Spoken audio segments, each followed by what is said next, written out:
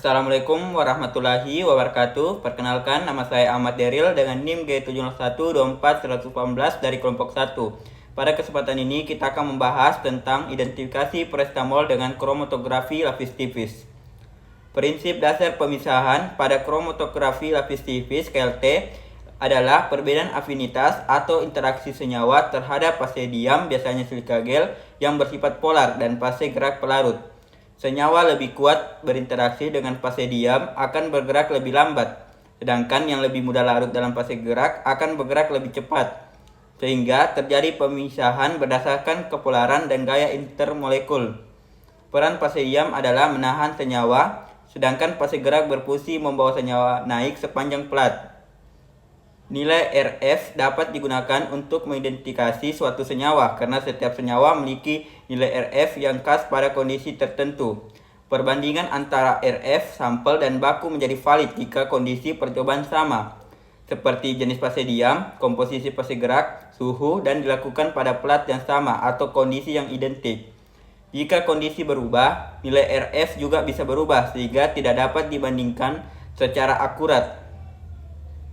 Faktor yang mempengaruhi nilai RF meliputi kepolaran fase gerak, jenis dan aktivitas fase diam, ketebalan lapisan, jumlah sampel yang ditotolkan, serta suhu dan kelembapan lingkungan. Fase gerak yang lebih polar akan meningkatkan nilai RF karena senyawa lebih mudah terbawa pelarut, sedangkan fase diam yang lebih kuat, lebih polar atau aktif akan menurunkan nilai RF karena senyawa lebih tertahan. Faktor teknis seperti penotolan dan kondisi lingkungan juga dapat menyebabkan variasi hasil. Nilai RF dihitung sebagai perbandingan jarak yang ditempuh senyawa terhadap jarak yang ditempuh front pelarut. Dengan rumus berikut, RF sama dengan jarak ditempuh senyawa dibagi dengan jarak yang ditempuh pelarut. Nilai ini menunjukkan kemampuan migrasi suatu senyawa. Jika nilai RF sampel berbeda jauh dengan nilai RF baku, kemungkinan senyawa tersebut berbeda atau kondisi percobaan tidak sama sehingga hasil perbandingan tidak valid.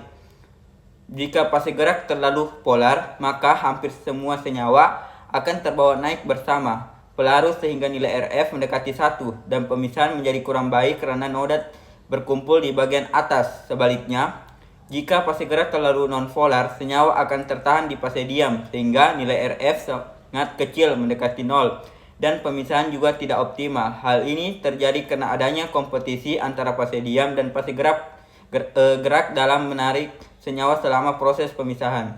Cukup sekian. Terima kasih.